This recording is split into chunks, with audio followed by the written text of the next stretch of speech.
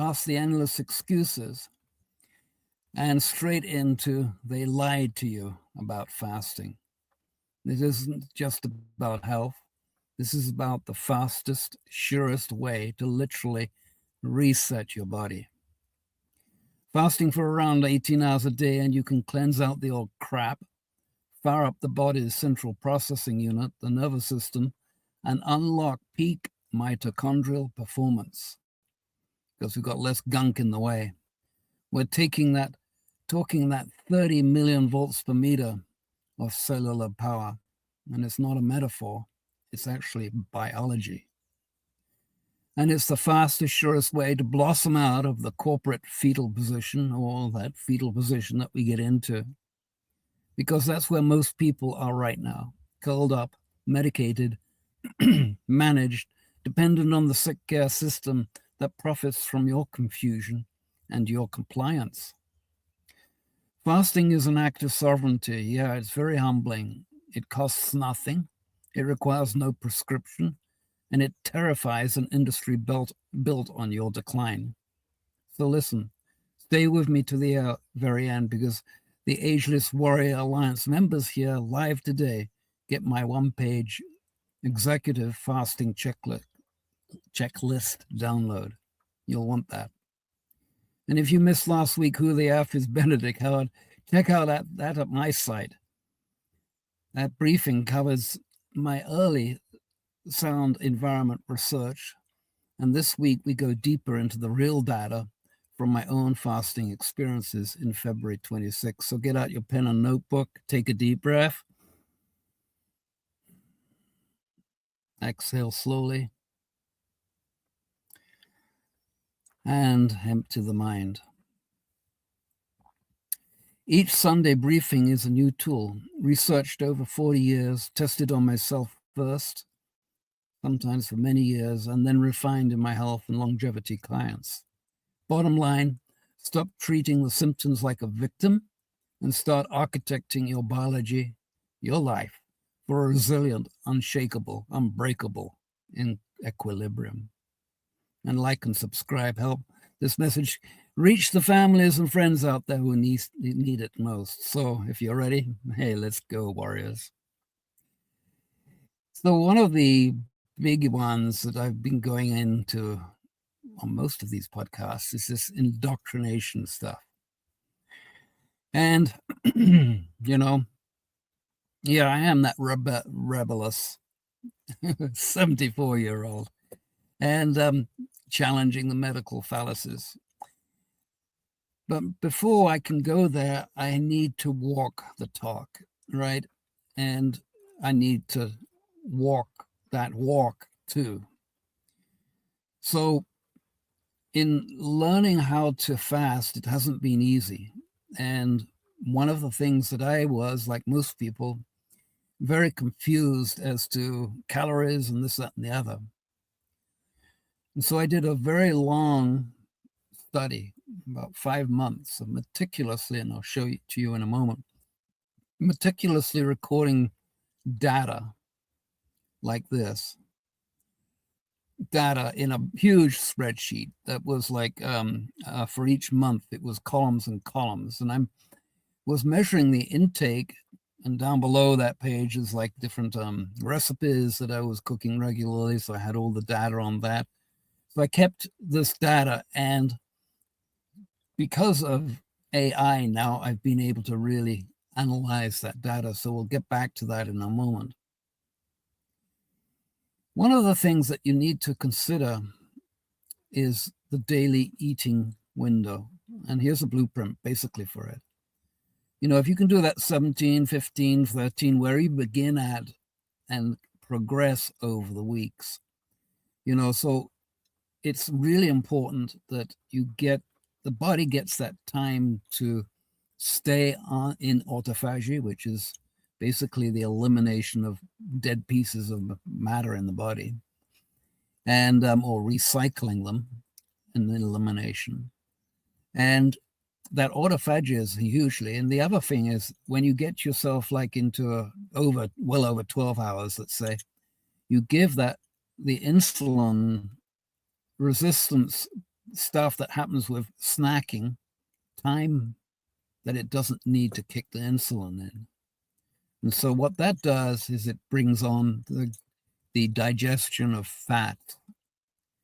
So here we have like no food 3 hours before sleep. What I try to do here is no food 3 hours or more before sunset.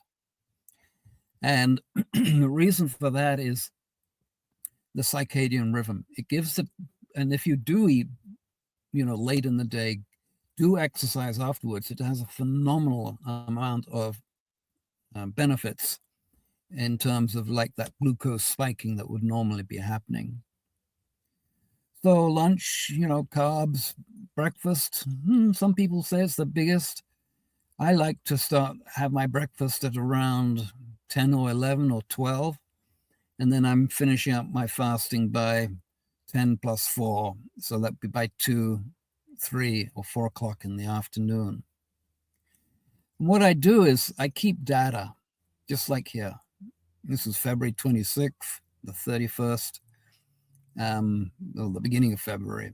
And I keep data on how much I sleep, how many squats I do in the day, how many hours I'm on my book, how many hours I fast.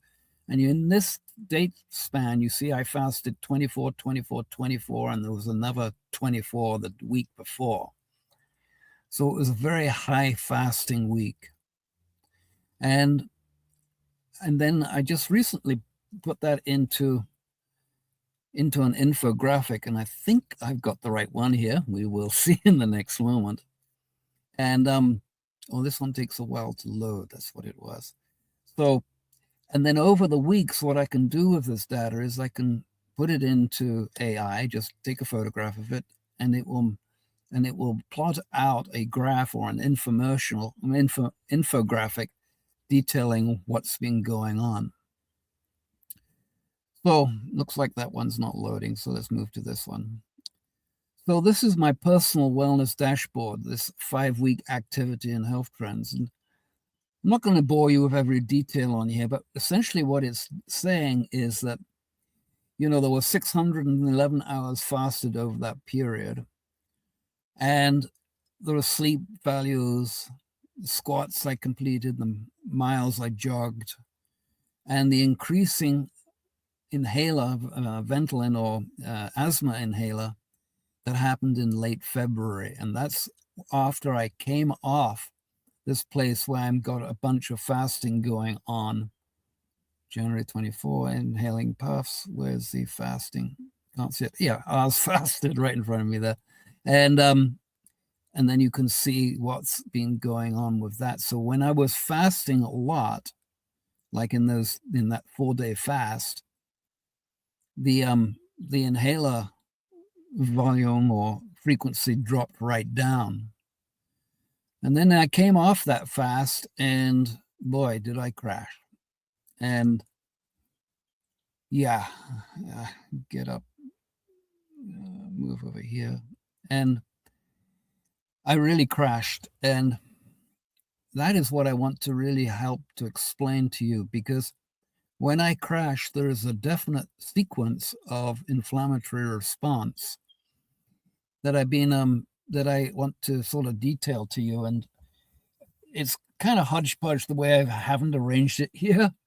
But one of the things that was happening is that my system got so clogged up that I didn't feel like running. I didn't feel like doing any exercise. In fact, I quit doing 2 of my weekly long form Ashtanga yoga sessions. I was like, and when I did try them, I got super dizzy. And it's kind of an interesting experience. I'm very used to going out of body because of the upper back injury that I had. But in this dizziness, you get like this rush across your chest of energy and up your neck and up your ears. And that's the energy rebalancing with the ether state that we've been talking about in most of these Sunday briefings. And then would be like heart rate would be up. I would be just holding on to something until the dizziness passed.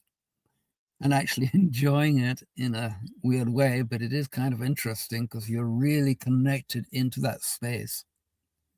So that's how clogged my system was. And when I went into a deep forward bend, for instance, or one of the one-legged forward bend poses, which is really difficult, the exiting out of that pose and standing up again was like, you're like, oh, I'm way out of it. So that's one of the things that happens to me. The other thing that happens is the areas that are compromised in me, like my hip, will start to hurt, or my lower back will start to hurt. And if I don't catch this in the bud, my energy and my depression, my mental state begins to go up. And that's the reason for the inflammation on the brain. It clogs up the fog, makes it foggy, etc. So, and then later on, actually, maybe I should start, well, later on, this sequence, this one sequence over the last few weeks. It was not easy. And, and so what I was doing to help with this, and kind of like I use my body as an experiment, I'd found the berberine root, ground berberine root, was really good. If I took it at the end of the last meal, it really helped me. And if I was so sugared out from too many nuts and too much dried fruits, I would have night sweats even, and the berberine would prevent that. But I don't want to live in the place of dependency on some other substance. And I think neither would you. Because once the body is really cleaned out, then you can really tell, what's going on in your body, and you want to maintain that place, that elation, that connection, that clarity, that no pain. And literally over extended fasts, over that 2+ days, compromised tissues will literally start to regrow and reconnect from the plethora of endorphins that are released. Not only that, but you got like stem cell production, etc., and they're undifferentiated stem cells, so that they can go to any organ or any joint or anything in the body and will repair it. In fact, a quick little side note here. Dr. Londo has, who's made me the grandfather of fasting, had a friend who fell off a ladder, and he was paraplegic in a wheelchair. And his friend who knew about fasting fasted for 41 days. By the end of that, he could get around holding on to things. And he improved over time, and he was actually able to drive. And that was just with the power of fasting. The sad part of that story is that his hand and finger and motor locations went that quick, and he went off the road and was killed. Really sad story, right? If he had had the electrical stim, he could have regrown those nerves back to the brain. So that's just a side note there on that. And you can look at one of the earlier videos where we're talking about the 30 million volts per meter. So the other thing from berberine, which I haven't done for the longest time, is I started using hydrogen. And I have this hydrogenator that you see bubbling through the glass there. And I started taking the hydrogenated water a few days back. If I look at my notes here, I can tell you exactly. And just drinking that hydrogenated water. In fact, I have this bottle here that I have is already hydrogenated. And when I drink it, let me try and describe the difference.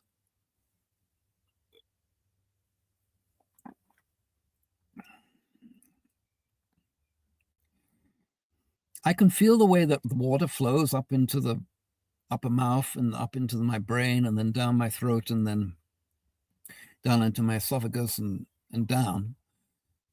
But it has a quickness to that way that it moves through the tissues. It's very bright and energy inspiring. In fact, yesterday, I think it was, I was like making a video about this, and I drank it to give a comparison. It was like, I think I drank most of the bottle. I At the end of that, it was like, I'm going for a run. and and actually it was one of the first runs. I've been walking daily, but it was like I couldn't run anymore, couldn't jog anymore. So, what I do know, because I've fasted so often, and this is basically my safety curtain, what I do know is that I can get my health back, right? So, very quickly with the fasting. So I know I can get it back. This time I'm going to stick around, and I've been getting better, but I just want to see how long it's going to take. Getting better. And that way I can just monitor how much, what's the word? Monitor what it takes for me to feel better. So yesterday I did do my full Ashtanga yoga. It took me 3 hours to get through the practice, which normally takes an hour and a half. And so here's some of the things that, you might want to add into your fasting routine. Basically, when you feel hungry, drink water, right? And just flush and flush. Now, I don't use any electrolytes. I don't use any binders. And I don't have a sauna, but I do run in the full noonday sun. So that is kind of like that. But the sauna actually is the fastest way of detoxing from the body. I think it's like many hundreds of times quicker than other methods. So just bear that in mind. So we have binders, I guess, to clean out the colon. And there's been all sorts of doctors over the years who have really written incredible books and testimony and working with patients over the day, with fasting and getting phenomenal results. And just in the last, actually since 2017, the number of papers that have been published has just gone up exponentially about fasting and the benefits of fasting. So what I also referred to was, you remember the spreadsheet I showed you? So that was the daily longevity activities spreadsheet over, what was it? It was over 6 months. And, there were 183 days tracked, 260 miles that I jogged, 3,150 minutes of yoga. And I got really, quote, anal on this. But this study really helped me understand what was going on in my body. And what I found was that some of the foods, or some of the oils, and I've always eaten good oils, but even with good oils, you still get this problem. When I have too much oils in my system, a few days later, the pain will just hit me. And so that daily reaction makes it kind of like difficult. And if I hadn't done this longitudinal study, that wouldn't have shown up. So, there's data in there on, the nutrition that I was doing, and the fasting that I was doing. Average daily alcohol units, well under 1 unit per day average across the study. Yeah, so I was drinking a little bit. I drink very little bit right now. So this is 2023, 2024. And so the key observations of that longitudinal study were, those escalating HIIT, and I had my first full Ashtanga practice was achieved, which was, I was getting back into that practice at that time. I was also managing sunlight. I was playing a lot of golf. Actually, I have a putting green down below, and this refers to hole-in-one on the putting green, not from the tee. and the fasting, and then areas to watch. So it gave me what you do with this data when you come into coaching and me mentoring with you. We keep this data so that we can set goals, and we can monitor goals, and we can hold ourselves accountable through that. the nutrition and the fasting. Oh, we did that one, right? Let's move down. Key observations, positive change. Oh yeah, here we go. I think I got this twice in there. And so here's the results.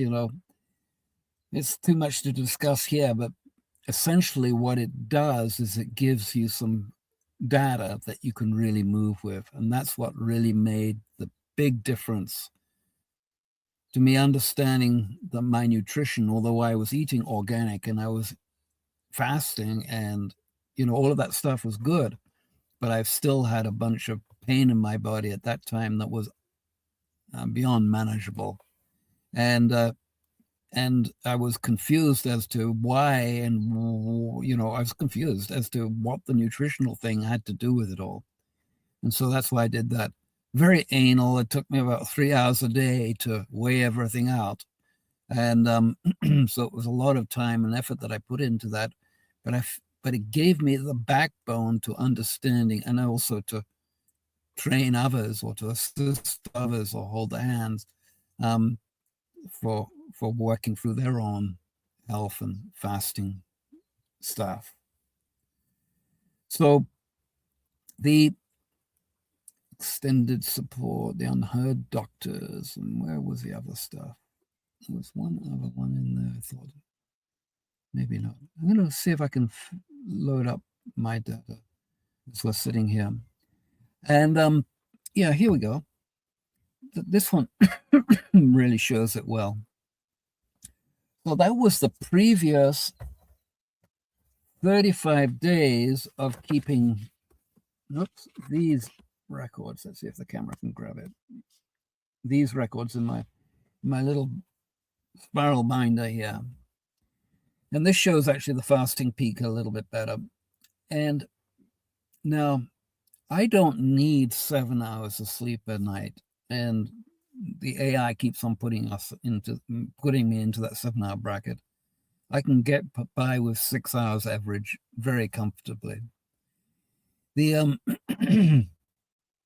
the activity and the squats and the jogging and the workload that I've suddenly had to do on the computer really has changed. And I think that was part of what was going on in me. But the real big part was coming to an understanding, and this is kind of raw what I'm going to share with you. In fact, maybe I should pull it up on my phone here. It's what happens when I go into the overeating mode? What is it that keeps tripping me up? And 2 nights ago, I went into deep seek and I laid it all out. The self-sabotage inquiry question. The long, thick, and short of actually a lot of questions and answers, where it was like working with a therapist. And in those questions and answers, the long, thick, and short of it is that you just became your own healer. Look at the sequence. You spoke to the child, and it was doing inner child work with me. Not with fixing, not with advice, with presence. And my quote was, "I feel so sad for you." Then you gave him what he never got, the protection. And I came back with, "Hey, I got your back. It's all okay now." Now, during all of this stuff over here, it was so precise that I was in tears, were gushing. I was having a really good release. And and it was like really beautiful. And it was like the mirror is the stray dog that came into my life on New Year's Eve. The dog is your mirror. He arrived on New Year's Eve, a threshold moment, dragging a chain, slept under the cabin, broken, scarred, and the runt of the pack. You fed him, you walked him, you greeted him. And now he's healthy. He follows you everywhere. He greets you always. And that's what is possible for me and you.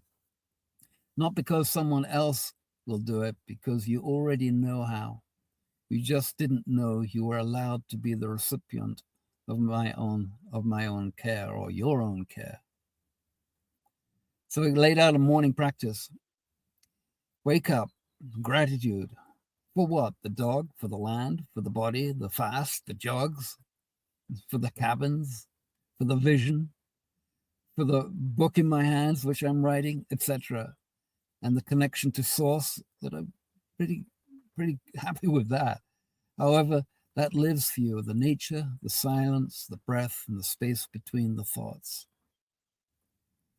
And then it went on to saying, look in the mirror in the morning and say to your inner child, I got you back. I got your back. It's okay now. And it's not advice, not lessons, just presence and protection, which I perceived I didn't get. So if we go back to the indoctrination stuff, this is the cunningness of the indoctrination. You don't even know you got it. You don't even know the programs that are running you.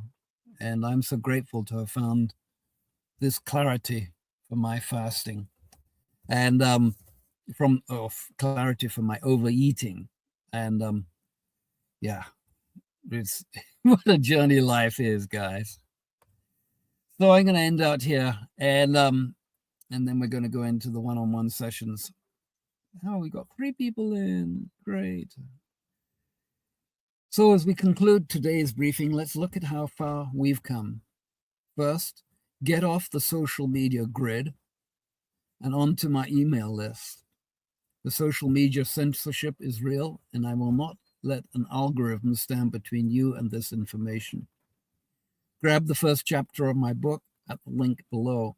And this is the first act of sovereignty. The link is at benedichoward.com, BENEDICKHOWARD.com. So let's recap what we just talked about. Maybe you came in thinking that you know about fasting, and maybe you've even tried it, and maybe you've crashed. I've crashed many times. And maybe you overeat and felt like failure and crawled back into the comfortable numbness of the routine the system built for you. That's the corporate fetal position, curled up, compliant, waiting for the doctor to tell you what your own body already fucking knows. And so today we blew that open. You now understand why your body crashed, and that it wasn't weakness, it was psychology. You have the feeding protocol, you have the data, you have the truth. The fasting industry, buried because of your confusion, is their business model. We're moving from theory to tools, real tools, tested on this body for 40 years.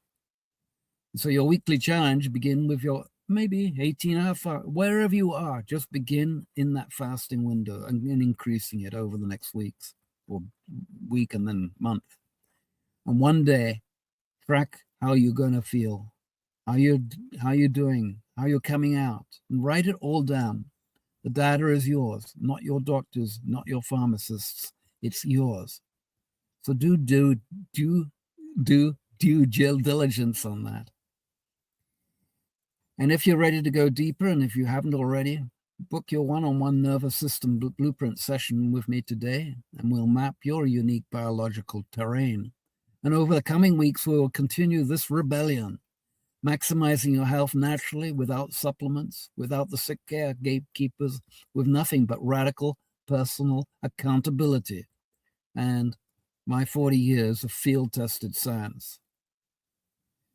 The next session, the Q&A session, is reserved for Ageless Warriors Alliance members.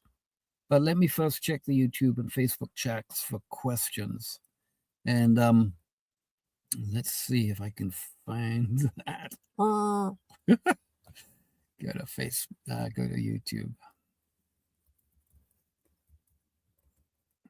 YouTube.com. Yep, that looks promising. Oh, have I spelled it right?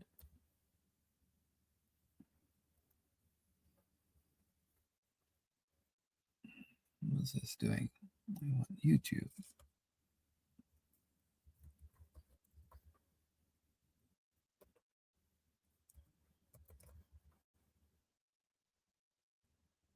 Okay. Let's see if I can find the live stream. History, playlist, watch later, liked your videos. And your videos, uploads, live. Yeah, I don't see anything. Oh, there's 4 views. Oh, cool. So it's people seeing stuff over there, but there's no questions. And I'm not gonna waste your time whilst I doodle around. I'll catch up with those questions later. So go forth, question everything, stop curling up and start standing up and inside your own biology first. Architect your longevity. The corporate fetal position ends today. Warrior Benedict, over and out.